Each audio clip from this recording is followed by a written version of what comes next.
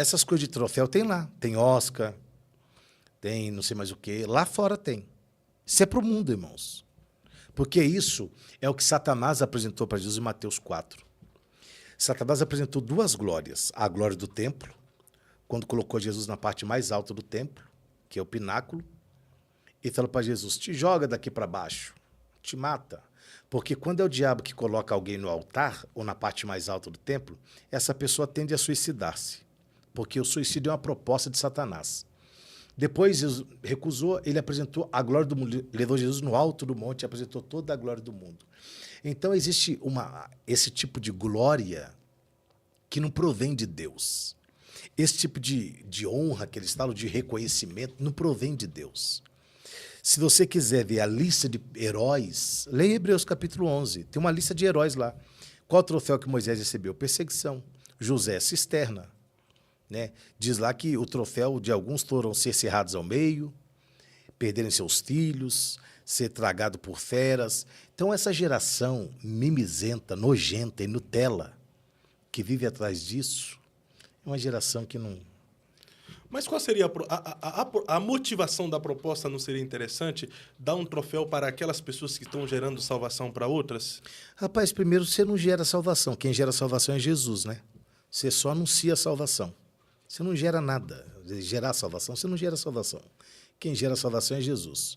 Ah, mas a intenção é ver... Mas tá, quantos ímpios tem lá? Quantas pessoas não crentes tem lá? Nenhuma. Aquilo é uma promoção, é uma festa de crente para saírem ali e tal, e com troféu e aquela coisa. Troféu, não tem ninguém disputando campeonato. Pô. Troféu do quê? Só vocês comemorarem o tanto de dinheiro que eles ganham às custas da igreja, com essas ofertas absurdas que eles cobram das igrejas aí, que eu também não sou contra, porque você tem quem paga, tem quem pede, tem quem paga, tem, então tá tudo certo. Mas não existe esse negócio, biblicamente não tem, assim, não tem lógica, não tem, aqui não edifica ninguém. Mas vamos lá, para o secular. Não é querendo fazer uma comparação com aquilo que é do mundo, trazendo para a igreja. Mas no secular tem o prêmio para os melhores do ano. Categoria imprensa, categoria programa televisivo, categoria rádio, categoria influencer e etc. É pejorativo ter um troféu melhor do ano para alguém que faz parte da igreja? Porque nós temos bons cantores, nós temos boas bandas, nós temos imprensa. Eu até acredito que deveria ter a categoria podcasts gospel para receber um troféu também. É que você gosta Você gosta da ostentação? Não gosto, eu só estou perguntando aqui. Dá ideia. Dá ideia, só dá ideia. Eles já, daqui a pouco vai ter o podcast, melhor podcast do Brasil, o troféu podcast. Cara, isso é um besterol sem nexo, sem base bíblica, que não edifica ninguém. Quem é que define quem é melhor pregador do ano? Quem é que define o melhor cantor do ano? Quem é que define a melhor banda do ano? Quem é que define isso? Quem que escolhe? Quem que faz essas escolhas? Quem que escolhe? Se fosse para escolher, vamos supor que quem tinha que escolher era a igreja, o povo da igreja, a igreja. Mas não é meia dúzia de pateta que escolhe lá e tal. Eu sei até de uns que compra para ser escolhido lá, melhor rádio do ano, melhor não sei o que do ano. Para quê? Irmão, isso é uma autopromoção desnecessária que não leva ninguém a lugar nenhum. Não exalta Cristo. Não exalta Cristo. Não salva ninguém. Não edifica ninguém. É só para massagear o ego humano. Pronto, é isso aí. Está tendo até uma polêmica em volta disso aí, porque no troféu Gerando Salvação do ano passado, o Yuji Tamashiro, o garoto do PlayStation que se converteu, e glória a Deus pela vida dele, ele assumiu a oportunidade e falou, pô, eu tô aqui... Ele era novo convertido praticamente na época, e falou, eu não vi ninguém orando desde que iniciou. Aí tá tendo uma polêmica, porque agora, nesse ano, a organizadora lá do programa, a Raquel Santiago, acabou citando o Yuji. Falou, da outra vez o Yuji veio aqui, eu respeito muito, e ele falou que não estava tendo oração. Mas eu quero provar o contrário, mesmo te respeitando. Esses cantores que estão aqui, cada música foi desenvolvida em oração. Mas o Yuji tinha falado que não houve oração para iniciar o programa, né? Ah, mas eu não sei para quê. Para que tem que ter oração? Para receber a bênção de Deus antes mas de bênção de Deus, porque não é Deus que está sendo glorificado lá, é o homem. É. Não cabe Deus. Ali é uma coisa antropocêntrica. Não é cristocêntrica. É antropocêntrica. Ali é o homem em evidência. É glória ao homem. É uma exaltação ao homem. O melhor do ano, a melhor do ano, a melhor música do ano. Né? Então, cara, como que você vai receber o prêmio de melhor música do ano? Primeiro, a inspiração não é sua. A letra também não é sua. Tudo que você faz lá é por ele, para ele, sem ele, nada do que foi feito se fez. Então não tem porquê. Cara, me prova na Bíblia alguém que recebeu o troféu, cara. Não tem, irmão. Lê Hebreus 11. Mas aquelas pessoas ali, através do talento recebido de Deus, eles não glorificam a Deus de alguma forma? Por exemplo, a Bíblia diz assim que Deus deu fama a Josué e a fama de Josué corria pela terra. Essa fama de Josué que corria pela terra não glorificava a Deus que tinha dado essa fama para Josué? Glorifica, mas você viu Josué recebendo troféu? É. A fama de Jesus também correu por toda parte. E quando os caras quiseram fazer ele rei, o que ele fez? Lê lá João capítulo 6, depois da multiplicação dos pães, aquela coisa toda, pá, primeiro pau. A Bíblia diz assim, ó, que quando pegaram Jesus para fazê-lo rei, ele diz assim, ó, e queriam arrebatá-lo para fazer rei. A Bíblia diz que Jesus saiu dali e foi para o monte orar. Essa gente não tinha que receber troféu. Depois de um grande culto, de um grande evento, eles deveriam ir para o monte orar, deveriam ir para casa orar. Devia glorificar a Deus, transferir a glória para quem é de direito. Entendeu? Não tem essa, cara. João Batista chegou, os caras já disseram assim, ei, João Batista, você é o Cristo? Ele disse, estou fora. Você está acima da média? Ele disse, também não estou. Você é o cara? Ele disse, não sou nada, eu sou só uma voz do que clama, eu sou a voz do que clama no deserto. Tá? Aí quando os caras dizem, ó, Jesus está batizando mais gente que você, está tudo certo, que ele cresça, que eu diminua. Você viu João Batista recebendo troféu? Não, mas você ouviu Jesus falando dele. É. Porque, cara, quando Deus quer te promover, ele fala bem de você. Ele falou bem de Abraão. Abraão é meu amigo. Falou bem de Jó, Ele falou bem de Jó. Entendeu? É ele que fala bem. Você não precisa de alguém. Sabe, o problema é que a gente está querendo ser louvado, elogiado, tá? Querendo receber uma glória que não nos cabe. É uma glória que não nos cabe, não cabe a nós. Troféu, medalhas e tal. Aí vão tudo lá emprequitado e tal. Eu vi esses cortes que tem, aquela Vitória que estava sumida, né, até agora diz que é candidata a vereadora. Tá vendo como que é para autopromoção? Não é para a glória de Deus, cara. O cara aparece, destaca, explode para quê? Para uma autopromoção. Para uma glória própria. Agora é candidata a vereadora do Tuporanga. Seu amigo, seu fã, seu ídolo, sei lá o que é seu, né? Que você tem um fã-clube, tem foto dele na sua casa, post, tudo. Marco Feliciano. Ele é meu pai na fé, meu pai na fé. Para tentar promover o candidato dele em São Paulo, que chama Roberto Marinho, aí mudou, agora é Roberto Feliciano. Mas o Feliciano é filho dele mesmo, o Roberto. É filho dele, daquela idade? É filho na fé, né? Aí tem que mudar o nome para ser filho na fé? Mas é interessante. Vai te catar, Fábio. É a consideração que o Roberto tem pelo pastor. Não é consideração, irmão. É para fazer média, é para enganar povo, é para ganhar voto. Se o pastor Marco quisesse, eu também colocaria Fábio Feliciano. E queira Deus que perca a eleição em São Paulo.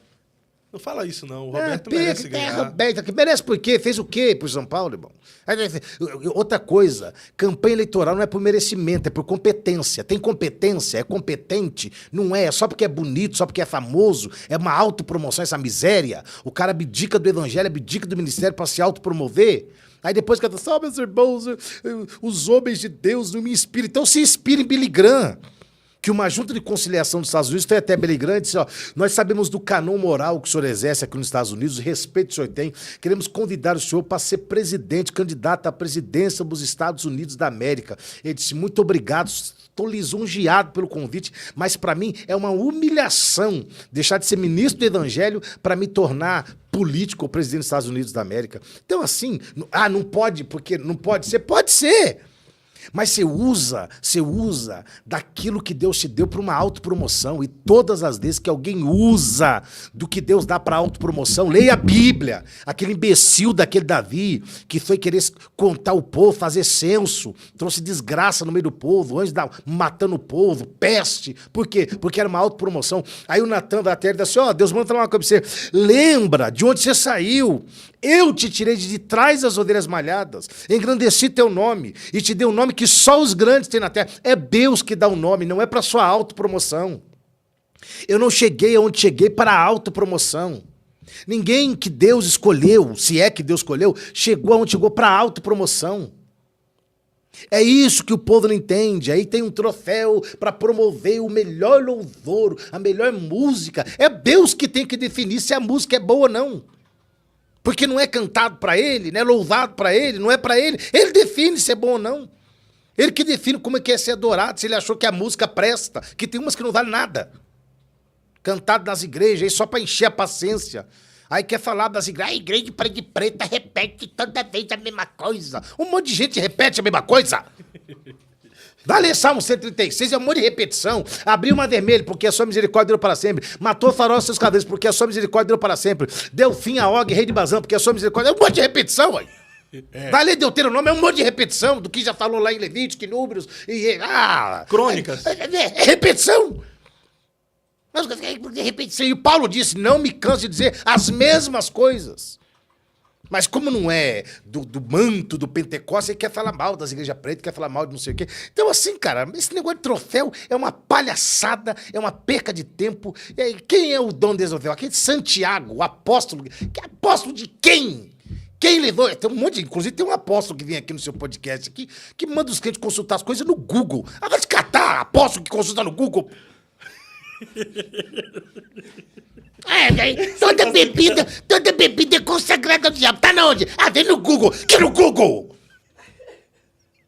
Quem que levanta esses caras, apóstolo? Ai, pastor Carlos, sou o melhor. Então o homem, tu acredita, dentro dessa perspectiva, que não deve ter reconhecimento. Quer reconhecimento, morre, vai pro IML lá. É só a família vai reconhecer o defunto lá.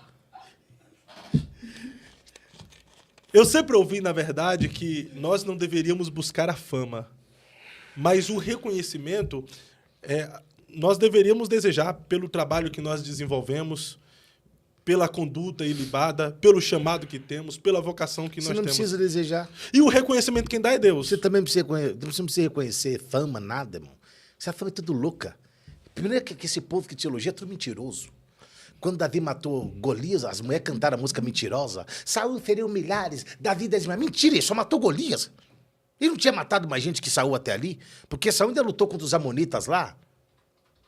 Tal. A música mentirosa. Você viu Davi recebendo troféu porque matou Golias, cara? Não, ele recebeu, fez 3 tentativas de homicídio com o sogro querendo matar ele. Mas ele recebeu a recompensa, ele teve que pular pela janela. Ficou sem Casou com Mical, aí o sogro tomou Mical e deu pro amigo dele. Ficou sem imposto, a família ficou sem imposto, não ficou? Ele continuou pobre. O que adianta ser rico e foragido, morando em caverna, babando na baba igual louco, morando na terra dos filisteus? Que riqueza que Davi teve, meu amigo? Então ele ficou rico depois. Mas então ele não teve nenhuma recompensa por matar o gigante Golias. Qual recompensa que ele teve? Foi biblicamente lá, teve, não cortou teve? sempre. O cara queria que ele cortasse 100 prepúcios filisteu, ele cortou 200. Trouxe os prepúcios. Aí teve que pular da janela da casa e depois o sogro deu a esposa pro melhor amigo. Qual a recompensa que ele teve, cara? A família dele vivia foragida. Foi encontrar com ele dentro da caverna de Adulão pra dar um abraço nele. Um rico que teve que pedir comida pro esposo de Batseba, que me fugiu da mente o nome. Urias. Não. De Betseba, Urias, ué. Não, de Batseba não era Urias. Ah, não. De Betseba, sim. Não, digo de Abigail. De Abigail?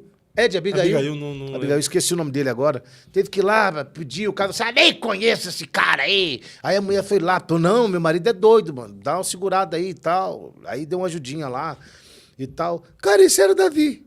O cara matou Golias e viveu foragido. Muitos anos. Até assumir o trono.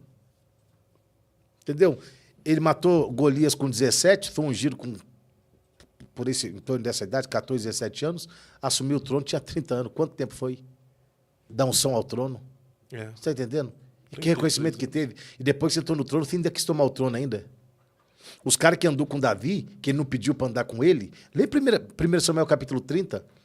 A Bíblia diz que quando Ziclag foi invadido, eles voltaram e as filhas deles tinham levado, os jovens tinham sido levados, os velhos tinham sido levados e as mulheres tinham sido levadas. Diz a Bíblia que os caras que estavam com ele na mesma situação que ele queriam apedrejar ele. Esse é o troféu que Davi recebeu. Então, assim, irmão, a gente está correndo atrás de coisa que, cara, que é daqui, que é da terra, cara.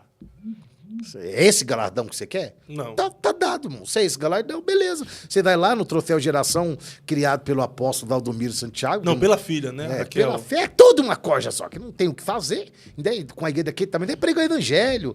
Aí, fazer cesta básica, dá para as tavelas pregar, ganhar alma para Jesus. Né? Porque o apóstolo vive amaldiçoando todo mundo. Se você não gosta dele, amaldiçoa. Agora amaldiçoa Eduardo Costa. Maldição sem causa não pega. Porque ele acha que ele é apóstolo, pode amaldiçoar todo mundo. É um bobo. Nem Deus andou amaldiçoando todo mundo. Deus só para assim, ó, quem eu amaldiçoar, tá amaldiçoado. Não é eu sei que amaldiçoa não, meu irmão, é Deus. E porque o cara não falou mal de mim, é o espírito do Xandão. Falou mal, agora vai, tá censurado. Falou mal, tá amaldiçoado. Sabe o que é isso aí? É esse abuso de autoridade que tem nas igrejas hoje dos pastores. Você não pode falar de pastor. Ai daquele que tocar no ungido. Mas todo mundo é ungido, cara. Tá lá em João, 1 João. Vós tendes a unção do santo, sabeis tudo. Agora tem um monte de gente que quer dar carteirada. Quer dar unjada.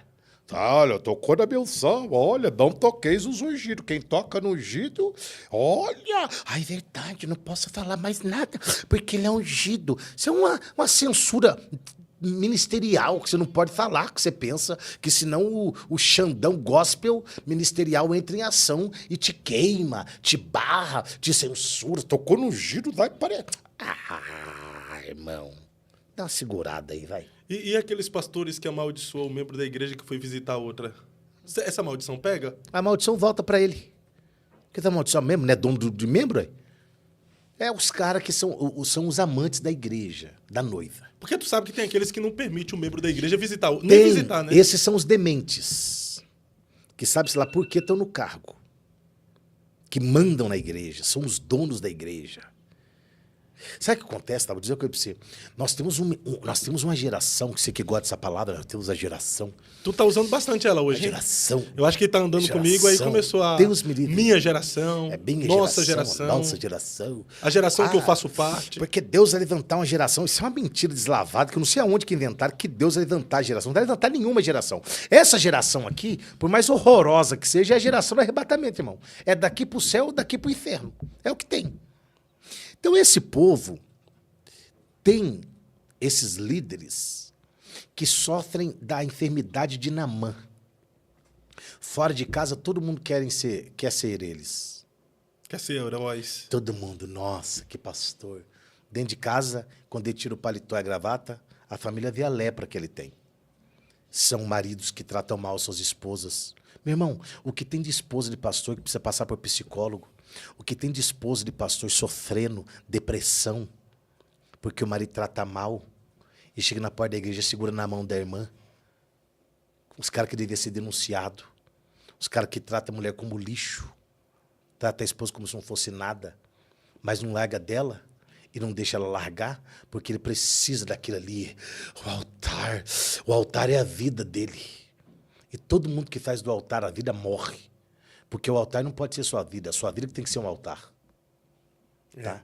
Então esses caras, eu tenho um monte de irmã, do mesmo jeito que eu falei aqui no podcast que eu vim, que tem um monte de filhos de pastores, que tem ojeriza a igreja, tem um monte de mulheres de pastores em depressão profunda, porque são maltratadas pelos maridos, que são heróis pro povo e leprosos em casa.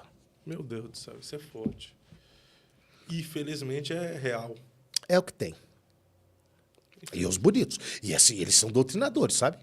Eles pregam, é pecado, essa barba é pecado, mas são adúlteros. Tem cheio de casos aí. Essa barba é pecado. Essa barba, você não pode pregar de barba aqui, tá? Você não pode, você não pode vir aqui sem gravata, tal, porque nós temos uma ética de paletó e gravata. O maior ladrão desse país usa paletó e gravata. Sinal que paletó e gravata não quer dizer nada. O ditador da toga desse país usa paletó e gravata. Paletó e gravata não quer dizer absolutamente nada. Absolutamente nada. Não te dá mais unção, menos unção, porque você usa paletó e gravata. Ter barba não te dá mais unção, menos unção, porque você usa. Tem tanta gente que usa barba e tem unção, e tanta gente que não usa barba e não sabe nem quem são. Nós não sabemos nem quem são. Porque uns são, outros não são. E tem uns que têm unção. Se é que boa. você entender. Boa. Mas essa questão sobre abuso de autoridade eclesiástica, abuso de autoridade espiritual, está sendo muito real no Brasil e está havendo essa exposição agora. Existe mesmo esse abuso de autoridade Existe, porque eclesiástica? agora tem os pais, né? Tem a doutrina da paternidade. Eu sou seu pai. Seu pai? Você não me gerou? Cara, você não me gerou. Sou seu pai. O apóstolo Paulo disse assim, ó, que ninguém vos domine a seu bel prazer, com pretexto de culto aos anjos, não sei mais o quê. Tem gente que quer dominar você, cara. Quer dominar você, é seu bel prazer. Ele quer dizer o que você tem que fazer, onde você tem que ir, qual igreja você pode ir, qual igreja você não pode ir, faz isso aqui, faz aquilo lá. Não, ninguém tem domínio sobre ninguém.